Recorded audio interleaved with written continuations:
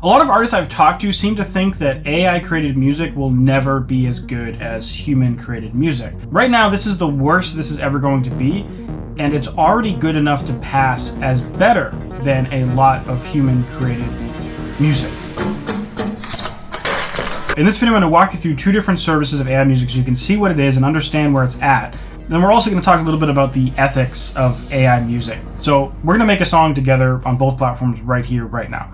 Let's say we want a mainstream pop song about the game Fallout 4. Let's say over here we want to do a 1940s style song in the style of music from Fallout. So both of these services, like these already generated us two songs, right? It created lyrics, it created the instrumental, it created artwork for us, and it has a 1 minute song, and then, yeah, they're both a minute, or sorry, they're not. We need to play them to figure out how long.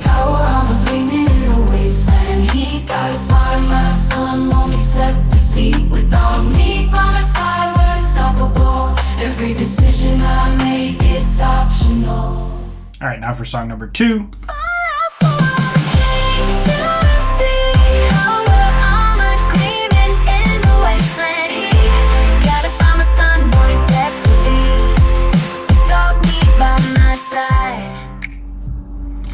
So overall, right, like this is insane. So like I literally did nothing but type in that prompt and you saw it generate live. So there's no foolery in here. It created the lyrics, it created the instrumental, it created the vocals, the melodies, the chords, everything in 30 seconds. Are these the best lyrics in the world? No. Is this the best song in the world? No. But like it definitely, like if you ever played Fallout 4, this is exactly, like they did a good job turning that into like a lyrical story. And there's some pretty catchy melodies in this. And you might be thinking, okay, well, maybe it only does mainstream pop. That's what I thought initially at first. But I've had a great time trying to get it to generate metal stuff. And I'll show you a little bit of this song as well.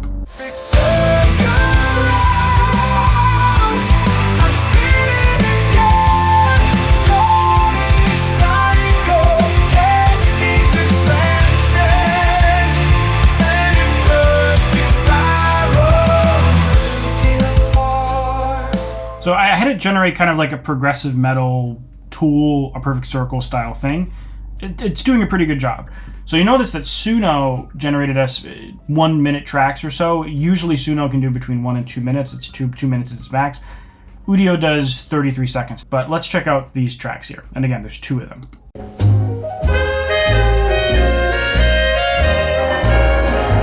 Copper, he was crooning next to Ella, who was swooning. Duke was swinging suddenly, in walked Basie, and then they started to groove. Already, I'm sure you're blown away by the vocals, because, wow. Croon it, darling. Oh dear, my heart slept, just slept, to by the old cafe, where secrets are kept. The folks all watched in awe.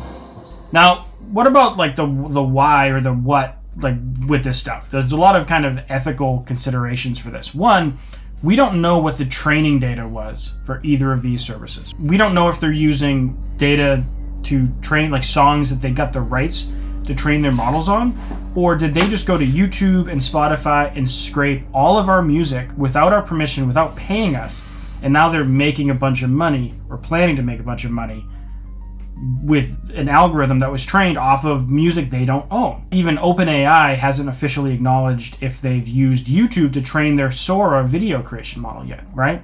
And YouTube has said that that's not okay if they did. So on one hand, this isn't copying music. This is generating genuinely new music that's never been heard before. The voices in here aren't like some model of a specific vocalist. It's like, essentially, it's almost like it's imagining a new song based on what it's heard. And so a lot of these software people who make these services argue that, well, we shouldn't have to pay for the rights to this music because we're not actually using it. A human doesn't have to pay money to, like, if they use an idea that's inspired by this band and this band, they don't pay royalties to those, so why should these AI models pay? Like, there's a lot of really good arguments on their side, on the technical side, and this is insanely impressive technology that will genuinely change the world.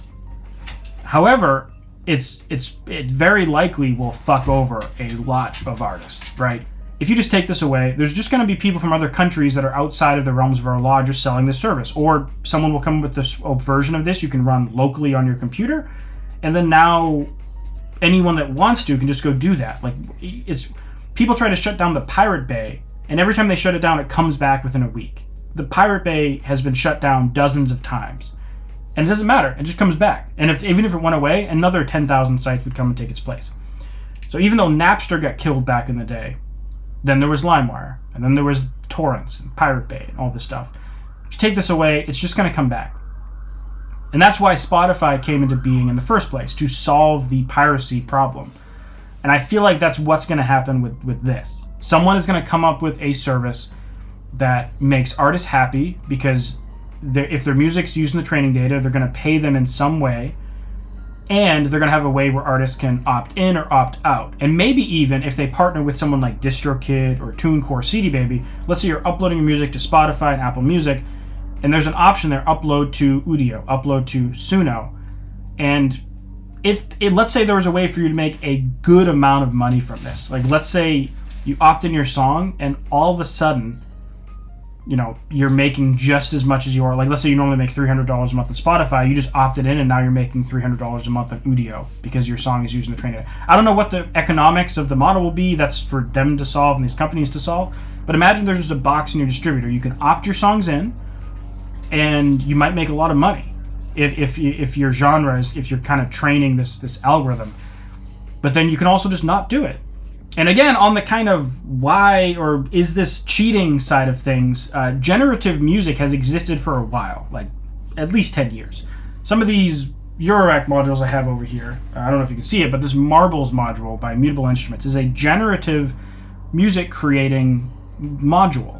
And a lot of people argue on the internet, or in the Eurorack community, like, are you actually if you make this machine and wire it up and it makes music for you, who owns the music? Did you make it? And everyone generally agrees that since you wired it up, since you tuned the knobs, since you decided which modules to put it through, and you decided what output you like the best, you're the filter there. You're what determines the output. And I think when a lot of these AI tools start coming into our workflows, it's going to be no different from that. You're going to be using these tools, and you're going to be like the filter, and you're going to be doing a lot of manual work yourself like you've always been doing. But you're going to use these AI tools just like you would use a compressor, or just like you would use an EQ or pitch correction or timing correction, or doing multiple takes of something or whatever. So overall, this stuff is mind-blowing and also terrifying. The first time you hear this, it's like, what's going to happen? What is going to happen with the music industry in the next 5 years if this stuff is allowed to exist? But I think it's important for artists, especially indie artists, to understand what's out there, know how to use it, so you can capitalize on opportunities as they come. Because you can guarantee that major labels probably have had early access to some of these tools. Maybe not, but they're definitely looking at them and either panicking or figuring out how they can utilize them to make more money. Anyways, if you want to see another video that YouTube thinks you should watch on my channel, check out this one right here. I hope you found this more positive than negative. The big moral is just go play with this stuff and understand it, But let me know what you think in the comments. Thanks for watching, and I'll see you in the next video.